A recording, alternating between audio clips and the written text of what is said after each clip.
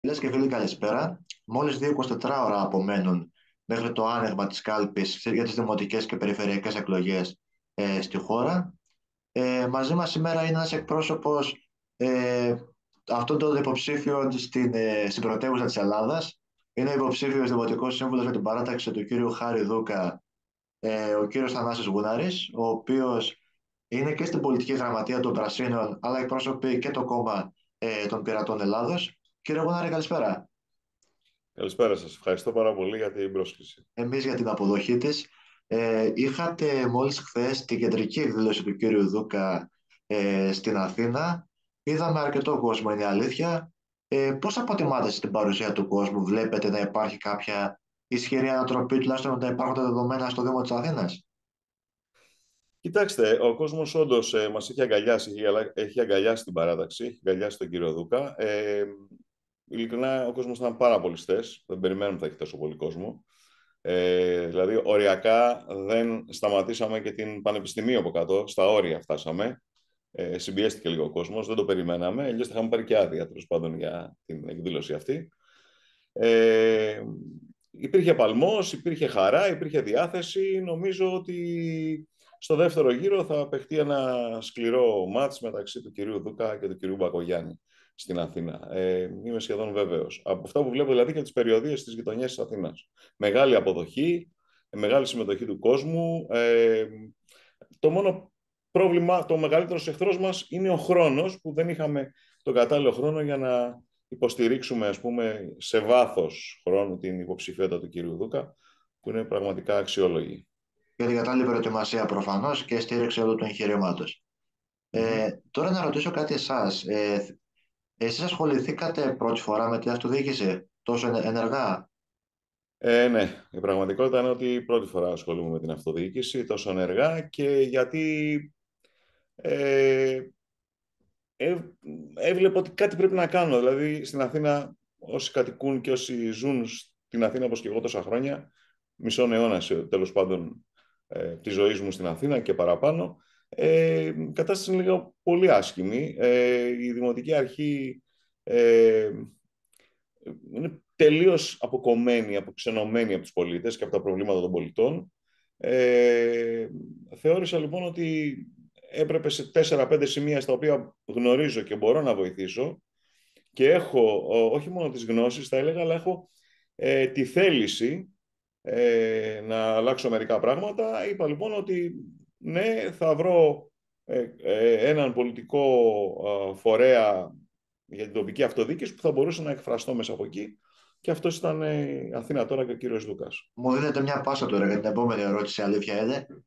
Γιατί με τον κύριο Δούκα? Τι διαφορετικό ήταν στον κύριο Δούκα?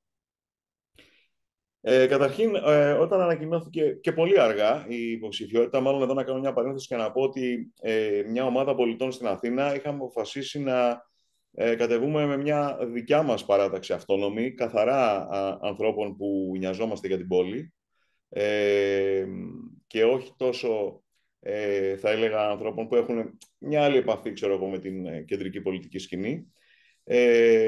Φτιάξαμε λοιπόν μια ομάδα, μια δημοτική κίνηση που ονομάστηκε Πράσινη Αθήνα, που είχε ως στόχο να ασχοληθεί με 3-4 πράγματα πολύ συγκεκριμένα, δηλαδή με το πράσινο της πόλης, ελεύθερους χώρους, τη φιλοζωία που θεωρούμε πάρα πολύ σημαντικό, και τα σχολεία, λόγω και του επαγγέλματος που είμαι εκπαιδευτικός, που υπήρχαν πάρα πολλοί εκπαιδευτικοί σε αυτή την προσπάθεια και εργαζόμενοι γύρω από την εκπαίδευση. Όταν λοιπόν πλησίαζαν οι εκλογές, τέλος πάντων, μέσα στο καλοκαίρι, και είδαμε την υποψηφία του κύριου Δούκα, ήρθαμε σε επαφή μαζί του να ανταλλάξουμε απόψεις. Προσπαθήσαμε να έρθουμε και σε επαφή και με άλλες παρατάξεις. Με κάποιες ήρθαμε, με κάποιες δεν ήρθαμε, για πολλούς και διάφορους λόγους. Εντυπωσιαστήκαμε από το βιογραφικό της θέσης του κυρίου Δούκα και από αυτά τα οποία έχει κάνει και έχει προτείνει σε άλλες πόλεις. Δηλαδή έχουμε ένα διαμάντι, ας πούμε, που θα μπορούσε να βοηθήσει και το χρησιμοποιείται για να διευκολύνει τη ζωή και να βελτιώσει τις συνθήκες άλλων πόλεων και όχι της πόλης που κατοικεί ο ίδιος. Οπότε θεωρήσαμε δεδομένο ότι έπρεπε να έρθουμε σε επαφή, να συζητήσουμε πολύ παραπάνω. Είδαμε ότι ταυτιζόμαστε σε πάρα πολλά σημεία οι απόψεις μας, και θεωρήσαμε ότι εδώ είναι η μεγάλη ευκαιρία να υποστηρίξουμε και τον κύριο Δούκα, αλλά να υποστηρίξουμε και αυτά τα οποία πιστεύουμε. Γι' αυτό λοιπόν ήρθε σχεδόν αβίαστα και από μόνο του αυτό, δηλαδή η συνεργασία αυτή. Από το 2019 η Αθήνα βρίσκεται υπό τη διοίκηση του κύριου Κώστα Μπακογιάννη, μετά την εκλογή του, τις εκλογές του Μαΐου του 2019. Ήθελα να ρωτήσω, αυτά τα 4 χρόνια, εσείς και ως ένας άνθρωπος που μένει στην Αθήνα, όπως προείπατε, ποια είναι τα λάθη που εντοπίζετε, τα οποία είναι τα πιο τρανταχτά, ποιες είναι οι μεγαλύτερες αστοχίες, θεωρείτε, της παρούσας δημοτικής αρχής? Λοιπόν, εντάξει, θα πω καταρχήν μερικά πράγματα χιλιοεπομένα. Ταλαιπώρησε το κέντρο της Αθήνας με έργα τα οποία δεν είχαν κανένα αντίκρισμα τελικά, με έργα βιτρίνας που και αυτά απέτυχαν, μεγάλος περίπατος κλπ, έτσι, αναπλάσεις που προσπάθησε να κάνει κάτω από την πλατεία Συντάγματος, ξοδεύοντας απίστευτα πολλά χρήματα, να μπορούσε να τα χρησιμοποιήσει κάπου αλλού. Δεν ασχολήθηκε με τις γειτονιές, παρά μόνο προσπάθησε τις τελευταίες αυτές μέρες να εμφανίσει ένα έργο που δεν υπάρχει. Ένα έργο δηλαδή το οποίο είναι μια βιτρίνα που αν κοιτάξει πιο πίσω είναι ανύπαρκτο. Επίσης, επειδή όπως ξέρετε η Δήμη είναι υπεύθυνη των κτηρίων των σχολείων, της συντήρησης, δεν έκανε απολύτως τίποτα. Εγώ είμαι εκπαιδευτικός και δουλεύω, είμαι διευθυντής σε δημοτικό σχολείο, είμαι διευθυντής σε δημοτικά σχολεία από το 1997 και σχεδόν όλα ήταν στην Αθήνα. Σας πληροφορώ ότι η κατάσταση των σχολείων είναι η χειρότερη που υπήρξε ποτέ. Η βοήθεια από το Δήμο, που είναι και υπεύθυνος και χρηματοδοτείται από το κράτος για να χρηματοδοτήσει τα σχολεία, να διανύμει τέλος πάντων το ποσό, είναι απίστευτα κακή.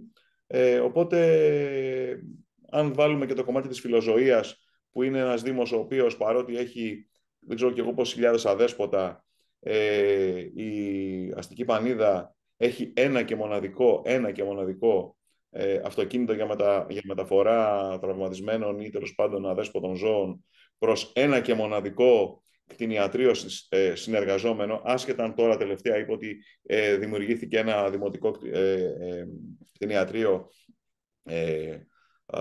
στην περιοχή των Αμπελοκήπων, αν θυμάμαι καλά, στο οποίο αν πάρεις τηλέφωνο θα σου πούνε ότι δεν λειτουργεί ακόμα ή λειτουργεί κάποιες μέρες. Για αυτούς τους λόγους και πάρα πολλούς, και βέβαια για το πράσινο κόπηκαν δέντρα πάρα πολλά για να δημιουργήσει παράδειγμα, ενώ υπήρχαν οι χώροι για να στηθούν ή να χτιστούν ή να δημιουργηθούν νηπιαγωγεία σε χώρους που έχει ήδη ο Δήμος, πήγε και καταπάτησε ο Δήμαρχος, απόφαση του Δημάρχου Δημοτικού Συμβουλίου, πλατείες, και έχει βάλει σε πάρα πολλά σημεία της Αθήνας μεταλλικά containers για να δημιουργηθούν εκεί, ας πούμε, νηπιαγωγεία, διότι από εδώ και 2 χρόνια είναι υποχρεωτική και η διετής προσχολική εκπαίδευση, δηλαδή προνήπια, νήπια. Καταλαβαίνετε, δεν υπήρχαν οι χώροι.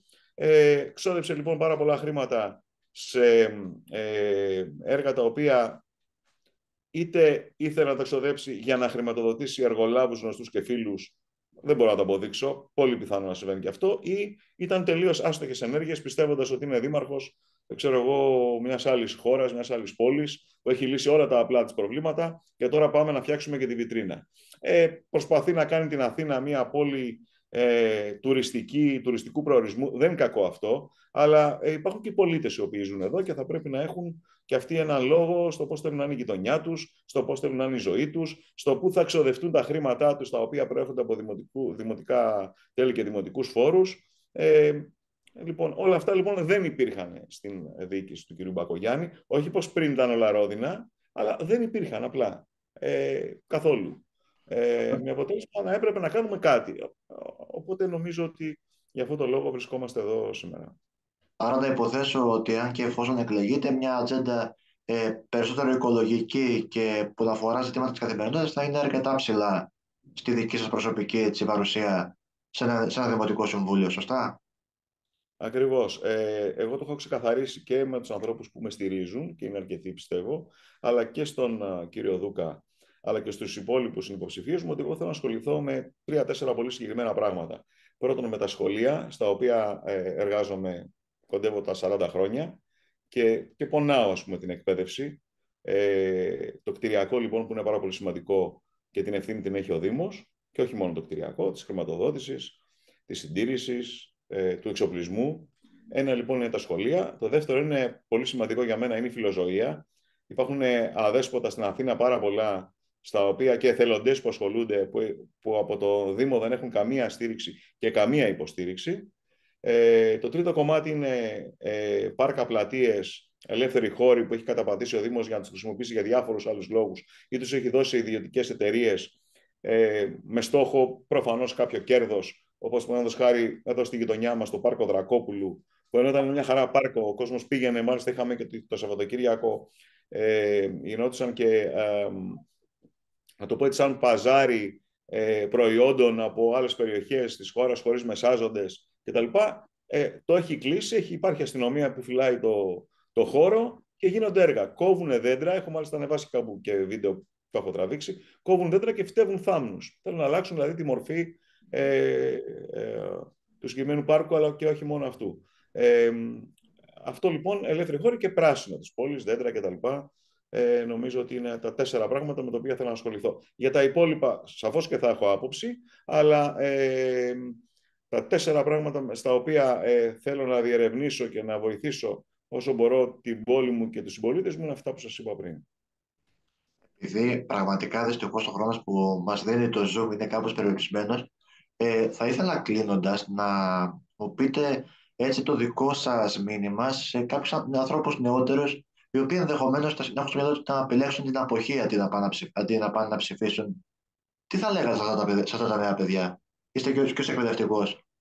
Λοιπόν, έτυχε σήμερα λοιπόν να περάσω από ένα μαγαζί που ψωνίζω, δεν θα πω ότι πουλάει τέλος πάντων, που το έχει μία μαθήτριά μου, την οποία την είχα μαθήτρια πριν από 25-24 χρόνια. Λοιπόν, και πέρασα και για να την ενημερώσω, αν και το ήξερε, το είχε δει ότι είμαι υποψήφιος, και να ψωνίσω τέλος πάντων κάτι που θέλω να πάρω. Και της είπα, στις εκλογές θα με στηρίξεις? Μου λέει φυσικά, πες και στους φίλους σου. Η απάντησή της ήταν οι περισσότεροι θα κολλήσουν ένα τριήμερο και θα φύγουν. Θα πάνε κάπου διακοπές. Καλός είναι ο καιρός για κάποιο μπάνιο ή σε κάποια εξοχή κτλ. Και της είπα ότι μετά ξέρω κάποιους από τους φίλους σου, γιατί είμαστε στη γειτονιά, και διαμαρτύρονται για το πάρκο, διαμαρτύρονται για τα αδέσποτα, διαμαρτύρονται για τα σχολεία τα οποία υπάρχουν στη γειτονιά, διαμαρτύρονται πολλές φορές και για την έλλειψη καθαριότητας στον χώρο γύρω.